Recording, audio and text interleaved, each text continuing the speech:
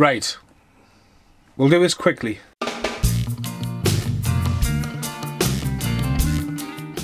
Beating around the bush. I finally give in. It's not like last night when I fell asleep, woke up and Emmerdale was on television.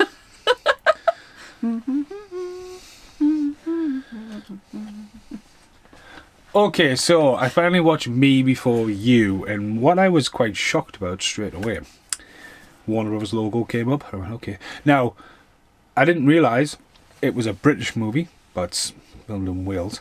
Anyway, it starts off, Warner Brothers, flips around, goes in a New Line known for Freddy Krueger and Jason Voorhees, you know, the horror guys from back in the day. And it then flips around to MGM, and they're three of the biggest companies back in the day, all collaborating on a British film. Got me quite shocked. And then, you know, it starts, and this is really your review because that's the nerd of this one. Oh, I'm not the nerd of this one. You know, don't make me do this on my own. You've got all the books. You read the story. I have. So the movie is basically about a girl who's basically working in a little tea shop. Got a bit of quirkiness about her. And the film, if anyone's seen Saving Grace, it's very... There's something about it where it's been captured in a small town kind of essence. Mm-hmm. You know, it starts off a little bit... Like where everyone knows everyone. Yeah, it's like, hey, you alright? But no, it starts off a little bit of London. You don't know where you're going to go, but then you're isolated by this. And it's about a girl who basically applies for a new job working for the local posh family. Mm-hmm. And she meets... Will Traynor, who unfortunately doesn't look left and right when he crosses the road and ends up being a... quadriplegic. But again, it's part of this character. He's basically successful, rich, handsome, chooses the girls, you know, it's like... James Bond little music video done for him and stuff like that, and he's basically too occupied and he walks out in the middle of the road, and it flashes forward a couple of years, isn't it? It's 2.5 years, I think. Yeah, I think that's what she says in the interview. Yeah, so this girl applies for the job, and it's sort of like a quirky one actually, because like there's something you don't know, and I'm not spoil it if you haven't seen it, but there's something these family are trying to avoid, and like his state of mind, so they're trying to find somebody who's going to uplift his feelings because of the situation. If he didn't have his family there, that would be so hard to do. Yeah. And I mean, you wouldn't wish this on anybody. No. And like the mental state of mind, the film captures it very well. He, as a character, has basically got to the point where he almost tries to intimidate her in the first interview. Yeah. And then he's sort of very obscured, and then starts to melt a bit. Because she argues back, and he's like, and then that's when... She's loud, she's bubbly, she different coloured shoes, different coloured tights. And it's sort of like, because that's not the girl he would normally go for. No. And it's, you know, it's quite good. But then you got like an Aussie in it as well. Yeah, Because it's well cast, but I was like, what's the franchises? Oh, Hunger Games. Not seen. Game of Thrones. Not seen. Harry Potter. Not seen. Oh, wait a minute. No, I own Harry Potter. Harry Potter and... Doctor Who. Don't get me started on Doctor Who. So yeah, I do know it's the new Sarah Connor though. Yes. So that's mental because he's this girl playing this little quirky little, almost like a bookworm girl. Yeah. And she's Sarah Connor as well. And it's like, whoa. But I don't know from Game of Thrones. So. And then you've got Neville Longbottom, all fitness obsessed.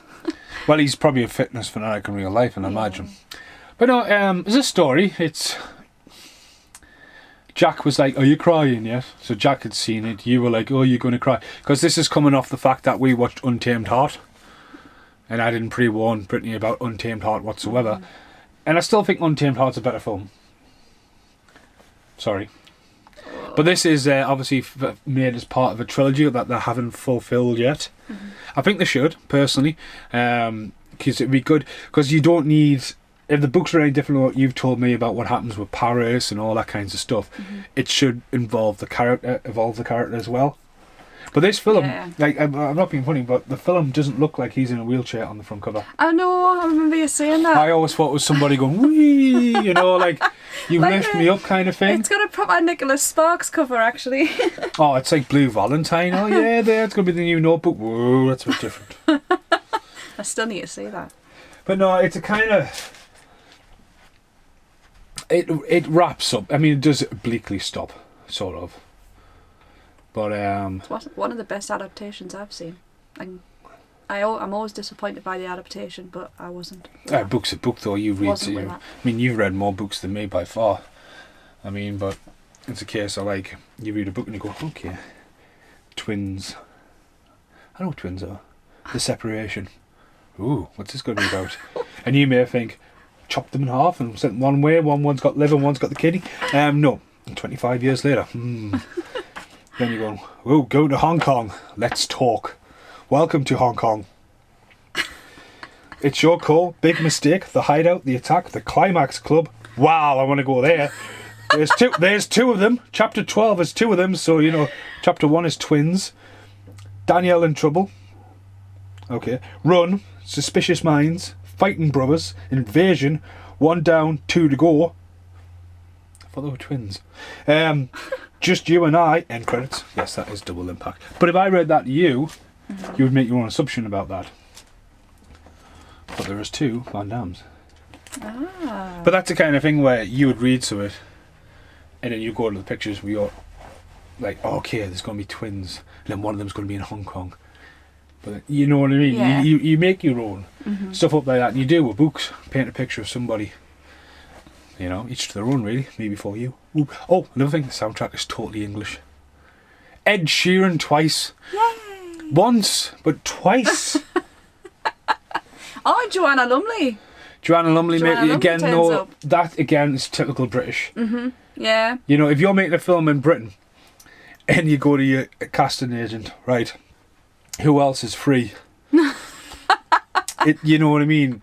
And if you've got a budget, I mean, the list could be a mile long, and to Americans they'd be like, who the fuck are these people? But you know, it's one of those things. Yeah. Like, that's same because we, in America, say for example, I talked about this recently, Neighbours. It's called Neighbours in America. Over here, it's called Bad Neighbours, because Neighbours isn't popular in America as a TV show. Really? Yeah. So over here, it's called Bad Neighbours because everyone goes, "Oh, it's a Neighbours fucking movie. Why is Seth Rogen in this? Why is Zac Efron in this?" But no, it's interpretations. But yeah, it's just a case of like, who are these people? But in England, they're big. Again, I thought it was an American movie. The cover, didn't you? the start, and until it went, "Welcome to England," I was like, "Fuck me, it's an English movie." Yeah. Yep. Right, I think that's it. I'll see you in the outtakes. This is a brilliant outtake.